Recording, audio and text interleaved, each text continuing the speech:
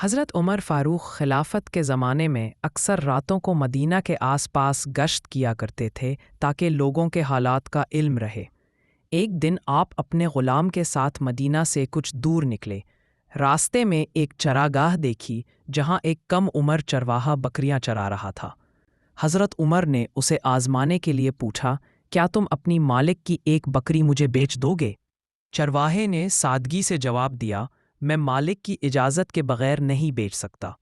حضرت عمر نے اسے مزید آزمانے کے لیے کہا، بہت آسان ہے، مالک کو کہہ دینا کہ بھیڑیا کھا گیا تھا، اسے کیا معلوم ہوگا۔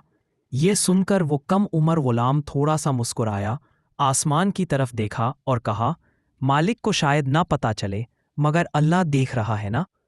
یہ الفاظ سنتے ہی حضرت عمر کی آنکھوں میں آنسو آ گئے۔ انہوں نے غلام سے پوچھا، تمہاری یہ بات کس نے سکھائی؟ چرواہے نے جواب دیا، میرے رب نے، جو ہر جگہ موجود ہے۔